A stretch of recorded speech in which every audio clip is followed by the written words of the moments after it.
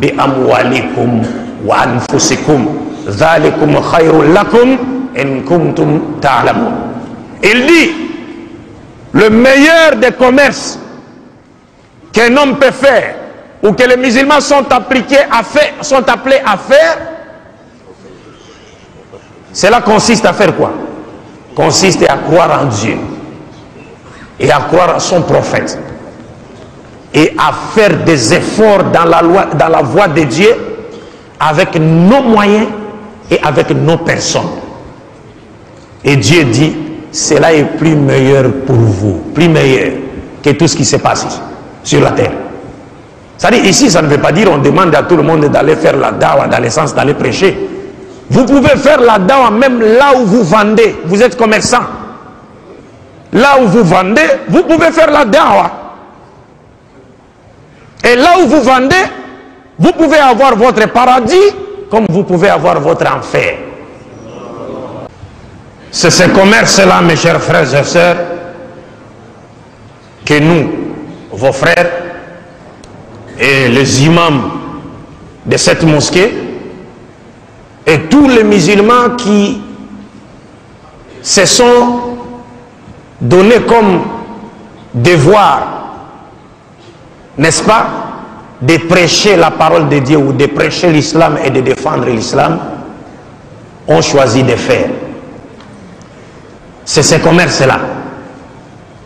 Comme je le disais tantôt, nous ne valons plus que vous, pas plus que vous. Mais ce que nous savons, nous aimons notre religion, nous aimons nos frères musulmans et nos sœurs musulmanes, et nous sommes prêts à transmettre le message de l'islam où que ce soit, et à les défendre où que ce soit, dans les limites de notre connaissance. Notre objectif, c'est quoi?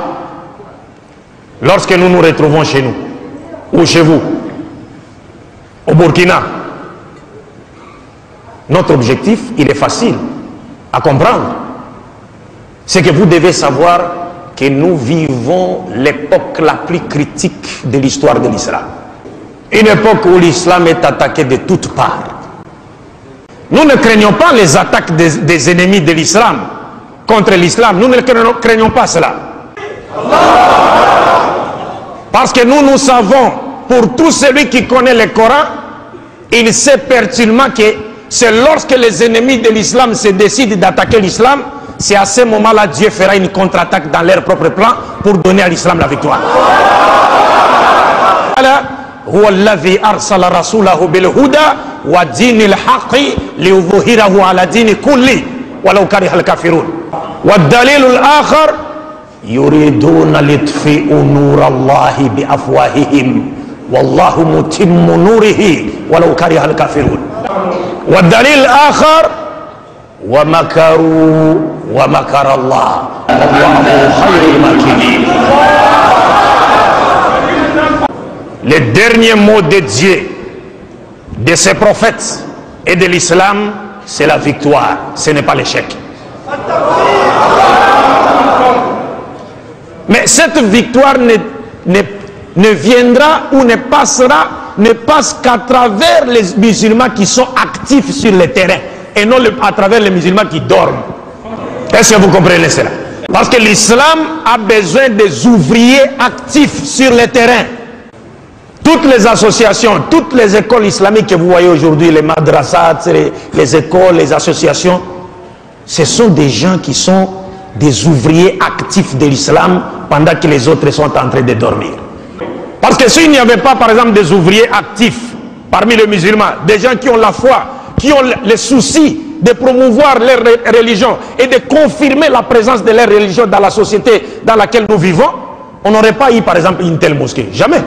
Et vous savez que parmi les musulmans, au sein même du milieu des musulmans, il y a ceux qui combattent l'islam. Par exemple quoi? Vous savez, par exemple, en islam, chez nous, il nous est demandé de promouvoir une meilleure façon de s'habiller parmi nos femmes, nos épouses, nos enfants, nos filles. Mais n'est-ce pas qu'on trouve parmi nous des musulmans qui vont en Chine et achètent des collants, Kenzo, et viennent vendre ici pour que les filles du pays marchent à moitié nues? Alors que le prophète Mohammed sallallahu alayhi wa sallam nous a déjà mis en garde contre cela.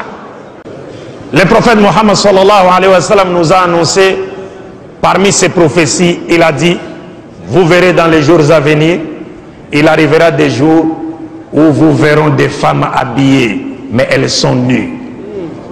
Et ça c'est parmi les alamat de Yawm al-Qiyamah. Vous verrez des femmes habillées, mais elles sont nues. Elles portent des habits, mais elles sont nues. Et il y a aujourd'hui des musulmans c'est-à-dire qui fournissent à Satan ces habits-là qui permettent aux femmes d'être habillées et d'apparaître nues. Il y a des musulmans qui aident Satan dans cela. Vous devez savoir, mes très chers frères et sœurs, que le risque du musulman ou du croyant, Dieu ne l'a jamais placé dans les haram. Jamais. Et la richesse en islam, ce n'est pas les marchandises. Vous pouvez avoir beaucoup de marchandises dans votre magasin, mais vous ne vendez rien.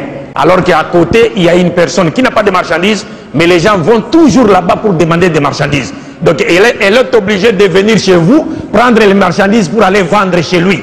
Parce qu'ici, Dieu ne vous a pas ouvert la porte de son risque, il l'a ouverte pour une autre personne. Donc, je ne voudrais pas ici abuser de votre temps, mais je voudrais simplement vous dire ceci. Vous nous avez connus à travers les CD, par la grâce de Dieu. Vous nous avez aimés avant même de nous voir, et nous également, nous vous avions aimés avant de vous voir, et c'est là par la grâce que Dieu nous a faite de faire de nous des musulmans. Notre objectif, vous le connaissez, mes chers frères. Si aujourd'hui nous nous sommes mis, nous nous sommes décidés, nous nous sommes donnés comme travail, parce que faire la dawa, quand je dis nous nous sommes donnés comme travail, ou je ne dirais même pas travail, préoccupation, parce que faire la dawa ou prêcher l'islam pour nous, ce n'est pas un travail. Et nous ne cherchons pas à gagner l'argent derrière ça, comme font les autres dans les églises. Parce que les autres, leur endroit, leur lieu de prière ou bien leur communauté sont devenus des outils générateurs de revenus pour gagner du pain. N'est-ce pas? Mais nous, faire la dawa, ce n'est pas un travail pour nous, c'est un devoir sacré. Et c'est une adoration. Faire la dawa en islam, c'est une ibada, adoration. Parce que si vous ne faites pas la dawa, alors qu'il y a des gens qui s'égarent à côté de vous, vous serez questionné sur cela au dernier jour. Imaginez qu'il y a des gens à côté de nous ici, les non-musulmans, notamment les chrétiens, qui croient que Jésus est Dieu ou fils de Dieu. Et le Coran nous dit quoi? Dieu dit, il a révélé à son prophète le Coran pour faire quoi? Et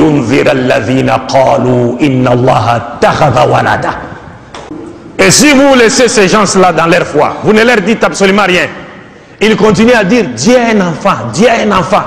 Sachez que si le malheur venait tomber de Dieu, ce malheur vous attrapera vous tous. Le ciel et la terre sont en train de se fâcher quoi.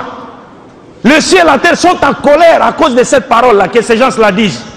Dieu dit dans le Coran, Takadu samawatu yatafatharna minhu wa tanshaqqu al-ardu wa takhiru al-jibalu hadda an da'u lirrahmani walada wa ma yanbaghi lirrahmani an yattakhidha walada in kullu man fi samawati wal ardi illa ati rahmani abda.